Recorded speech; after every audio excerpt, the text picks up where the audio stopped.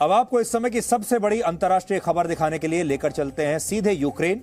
आज फ्रांस के राष्ट्रपति इमैनुअल मैक्रों ने यूक्रेन के राष्ट्रपति से मुलाकात की है। आपको याद होगा कल वो मॉस्को गए थे। उन्होंने एक दिन पहले ही रशिया के राष्ट्रपति व्लादिमीर पुतिन से मुलाकात की थी। मैक्रों ने पुतिन के साथ किसी डिप्लोमेटिक फॉर्मूले पर चर्चा की जिससे युद्ध को टाला जा सकता है। और आज वो यूक्रेन में थे। यूक्रेन के राष्ट्रपति से उन्होंने मुलाकात की और मैक्रों जैसे जो नेता हैं वो इस कोशिश में लगे हुए हैं कि इस युद्ध को किसी तरह से टाल दिया जाए। अमेरिका जैसे जो देश हैं वो इस कोशिश में लगे हुए हैं कि युद्ध किसी तरीके से हो ही जाए। और रशिया जैसे जो देश हैं वो ये चाह रहे हैं कि अगर नेटो देश पीछे नहीं हटे और अमेरिका पीछे नहीं हटा तो फिर वो युद्ध करने से पीछे नहीं हटेंगे, वो युद्ध शुरू कर देंगे। अब हम आपको यूक्रेन से अपनी विशेष ग्राउंड रिपोर्ट दिखाते हैं जहां इस समय युद्ध की तैयारियां चल रही हैं। और हवाई हमलों से बचने के लिए अब यूक्रेन की राजधानी कीव में बड़े पैमाने पर बॉम्ब शेल्टर्स अब को बनाया जा रहा है, तैयार किया जा रहा है। और आज हम आपको ऐसे ही कुछ बॉम्ब शेल्टर्स में लेकर चल रहे हैं।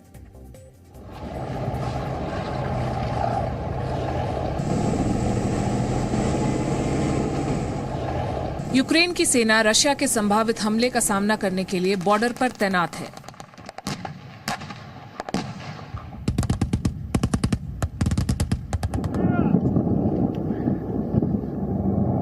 लेकिन उसके सामने चुनौतियां कम नहीं हैं।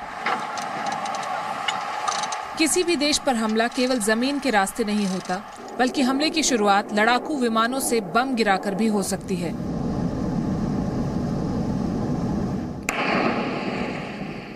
Colorful dots that you see, these are bomb shelters. और इसी संभावित हमले से बचने के लिए यूक्रेन की राजधानी कीव में बंकर तैयार किए जा रहे हैं जिन्हें बॉम्ब शेल्टर्स कहा जाता है।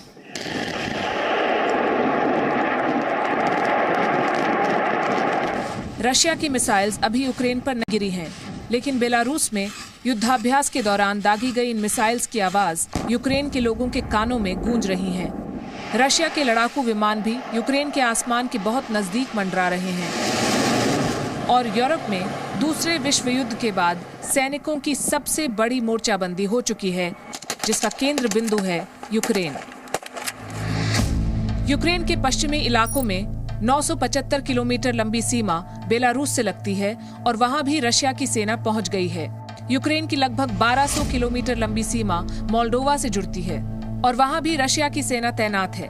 और समुद्र के रास्ते यूक्रेन को घेरने के लिए रशिया ने ब्लैक सी में भी अपनी फौज उतार दी है। रशिया की तैयारी देखकर अमेरिका कह रहा है कि उसने यूक्रेन पर हमले की 70% सैन्य तैयारी पूरी कर ली है। यूक्रेन के पूर्व रक्षा मंत्री भी मानते हैं कि राजधानी कीव पर कब्जा करने के लिए रशिया के पर्याप्त सैनिक बेलारूस में मौजूद हैं।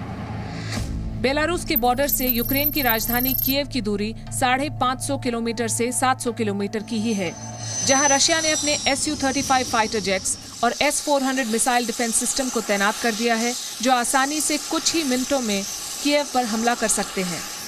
आज हम आपको यही दिखाएंगे कि अगर रशिया ने कीव पर मिसाइल या हवाई हमला किया और परमाणु या रासायनिक हथियारों का भी इस्तेमाल किया तो वहां के लोग अपने आप को कैसे बचाएंगे।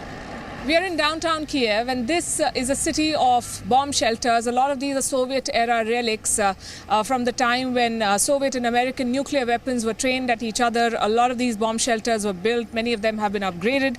In fact, only last month, the Kiev City Council issued an interactive map that shows how many shelters there are, and it guides the citizens of Kiev to the nearest bomb shelter in the event of an invasion. Let me show it to you on the map. This is what it looks like. This is the city of Kiev, and all these colorful dots that you see, these are bomb shelters with the varying degrees of preparedness and various levels of facilities that they offer. Let's zoom in. More than 500 of them spread across the city. This is how well the city of Kiev is prepared.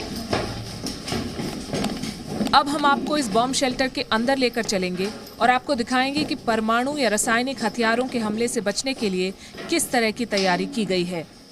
We're inside one such Soviet-era bomb shelter, and as you can see, there are a lot of posters on the walls. These are all from the 80s. This one shows what needs to be done in the event of a nuclear attack. You see clear diagrams. This is written in Russian, but it gives a detailed description of what are the steps to be followed in the event of a nuclear attack. And there are lots of such informative posters on the walls here. And this is a well-equipped facility. Let me take you inside. In the event of an attack, as you can see, there are these pipes, and this is equipped with the oxygen supply, and this is one such supply chamber. If you go in, you see the pipes. This is well built, and they switch on these knobs here for oxygen to be supplied for the people who are inside this shelter in the event of a nuclear attack. अब आपको इस bomb shelter का एक और हिस्सा दिखाते हैं. This is another part of this bomb shelter, and here you see some furniture. These are beds, narrow, but we're talking about an emergency situation, and this is all old stuff. Like I said, Soviet-era bomb shelters. And this here is where they have their water supply. You can see huge tanks, and there are many more of this type, and they say that they have enough water to last them for days at a stretch in case people have to be housed in these shelters. The full capacity of bomb shelters and safety locations across Kiev, we are told, is 2.8 million for 2.8 million people, and that's roughly the population of Kiev. Ground reporting के दौरान यहाँ हमें एक और chamber दिखा. परमाणु या रासायनिक हमला होने पर सबसे अधिक जरूरत इसी हिस्से की पड़ती है. In the event of a chemical or a nuclear attack, they have a special stockpile of gear here, and they gave us access to one such box. Let me show you what it has. Here you go. It has these special masks. I've got one of them out, and this has gas supply, I believe. I'll try and wear it and show you how this works.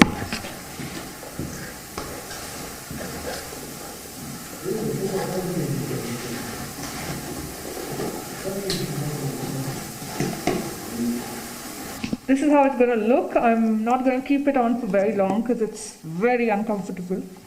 But I'll just show you how it works. So I wear this mask, and then I have this device which is supposed to help me figure out how much radiation there is. So one person from this bomb shelter goes up wearing this mask, and you go up and you switch this thing on. And this is going to detect the radiation or chemical levels in the atmosphere to determine how safe it is for others to step out. ये bomb shelters Ukraine और Russia के संबंधों के इतिहास से जुड़े हैं. Soviet संघ के विघटन के बाद किसी ने सोचा भी नहीं था कि इनके इस्तेमाल की ज़रूरत भी पड़ सकती है. This shelter, we're told, was built in the 1950s, and you see a lot of those old documents here. This is all in Russian or Ukrainian, and it's hard to tell what it says, but we're told that this is all the details that they have, all of these files that you see. Then you have a first aid box. I'm not sure I can open it. It has some very basic medicines, clearly not enough for 150 people, as the caretakers of the shelter say that this place can accommodate.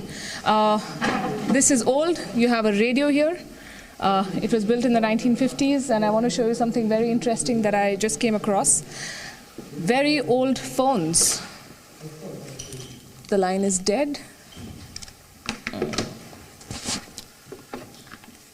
This one's not working either, but interesting, relics of the past.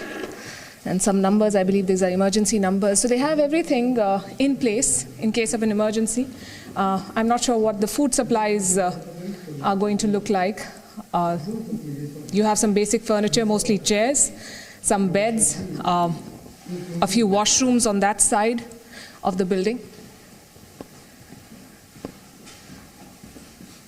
Very basic setup, but we're talking about emergencies, of course, and not five-star accommodation. Ukraine की राजधानी Kyiv से पलकी शर्मा उपाध्याय, जी news. तो आपने देखा कि Ukraine में अब कैसे इस समय युद्ध की तैयारी चल रही है और आने वाले दिनों में कभी भी कुछ भी हो सकता है। Presenting B News app available on Google Play and App Store. Download it now.